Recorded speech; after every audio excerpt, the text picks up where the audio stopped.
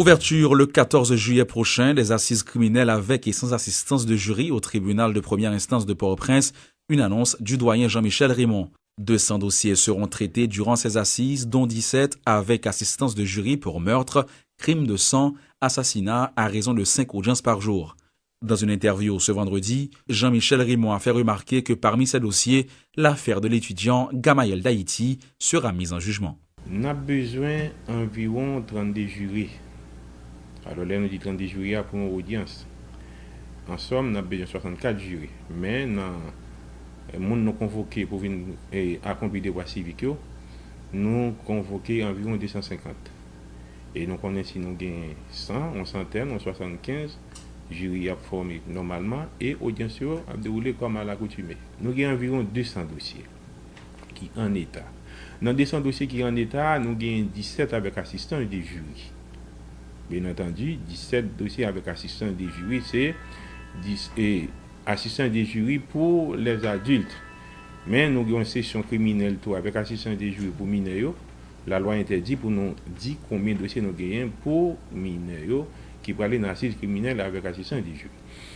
Maintenant, nous prévoyons pour nous gagner 5 audiences par jour. Alors, la loi dit chaque 6 mois doit gagner une session criminelle avec assistance des jurys. Nous pas oublier, en janvier qui soit passé là, nous avons une session criminelle avec assistance des jurys qui était déroulée et nous sommes capables de dire à 100%. Et session ça, nous pas le faire encore, nous connaissons pas le dérouler à 100%. Néanmoins, tellement de gens qui sont en prison, en même temps, nous avons des audiences avec assistance des jurys et parallèlement, nous avons gagné 4 autres audiences qui ont fonctionné sans assistance des jurys. Ça veut dire qu'il y a 2 salles avec assistance des jurys et il y a 3 salles qui ont fonctionné sans assistance des jurys, d'où il y a 5 audiences par jour. À la seule différence, dans lundi 14 là, nous avons gagné un dossier avec assistance des jurys et nous avons 4 dossiers sans assistance des jurys.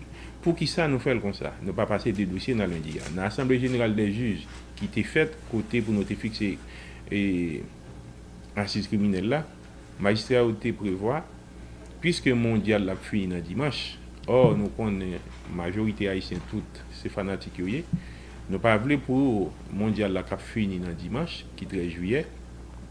Peut-être qu'il y a des gens qui vont déçu des équipes qui ont souhaité cap championne et voilà que l'équipe l'a perdu.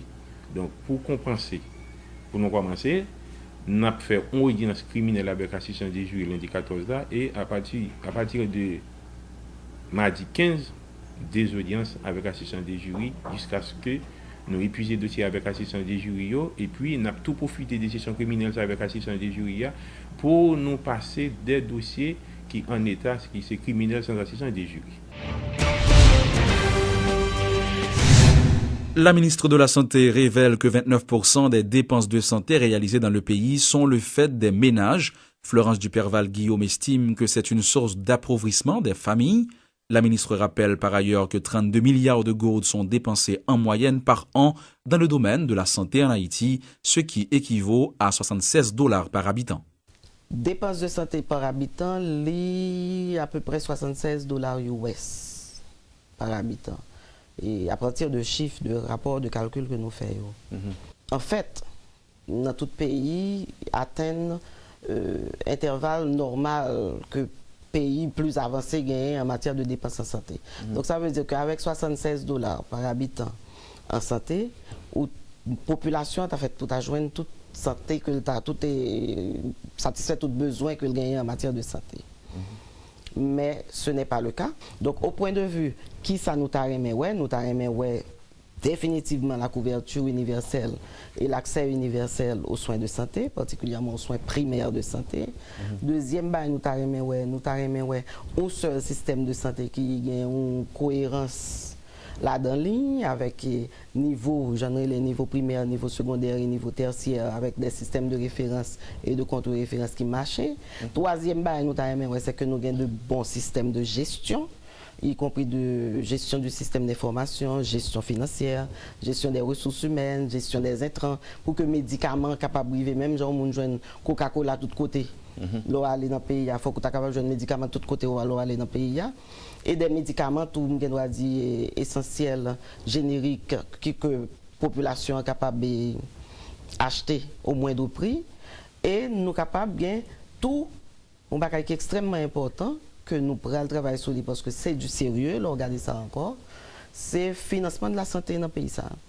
Il faut que nous arrivions à une politique nationale de financement de la santé parce que Jean Abdoula, c'est anormal que la santé du pays sous compte l'international. Oui, c'est vrai, nous avons besoin de l'hôpital. Oui, c'est vrai, nous avons besoin de l'hôpital spécialisé. Mais le premier aspect, c'est l'aspect prévention. C'est les soins préventifs. Donc, parce que un paquet de problèmes nous viennent qui viennent passer dans le curatif, c'est parce que nous n'avons pas fait le préventif. Il est temps de promouvoir une politique de développement afin de trouver des solutions durables pour les personnes déplacées et vulnérables en Haïti.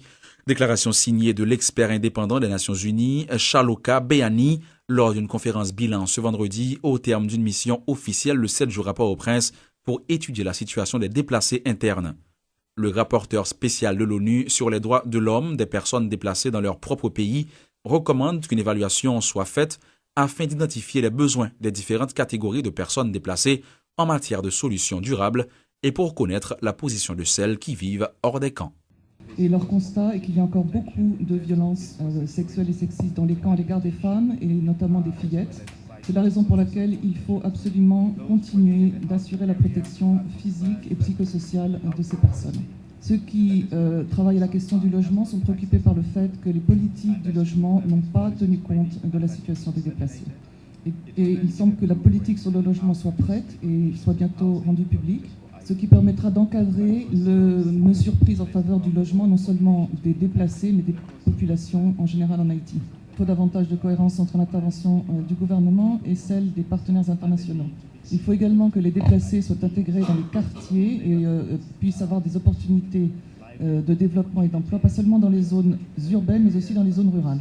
Ils sont attachés à la politique de subvention de loyer pour décongestionner les camps, ainsi que pour améliorer les conditions de vie de certains des déplacés qui sont toujours dans les camps. Et l'actualité sportive reste dominée par les matchs joués en quart de finale de cette 20e édition de Coupe du Monde au Brésil.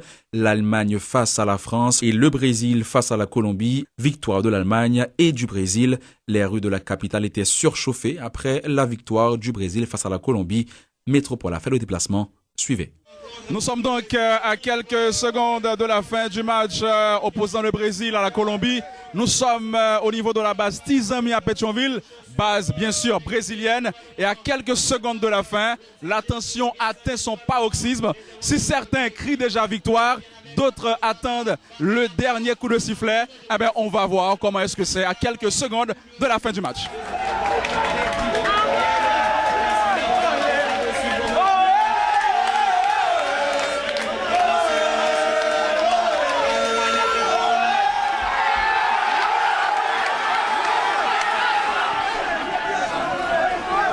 S'achève 95 minutes de tension.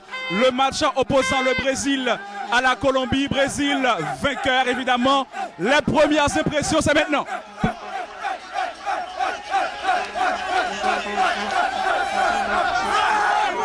Ainsi donc, les fans de Brésil célèbrent leur victoire. Brésil qualifié pour semi-finale. Comment tu vois le match là? Nous avons salué Télémétropole, Télémondial là, qui font un bon travail. Qui font un bon travail. Moi, je prends pile pression dans le match. Mais là, je viens garder 2 goals, je dis bon, calé. Là, je viens bon l'autre goal là. Je dis bon, il y a qu'à faire un goal, il n'y a pas faire plus que 2. C'est ça que le Brésil. Brésil, le Brésil. Colombie va entière équipe. Il y a un pile joueur qui est très puissant. Et c'est celle-là, cette victoire-là. Et m'a créé Brésil champion!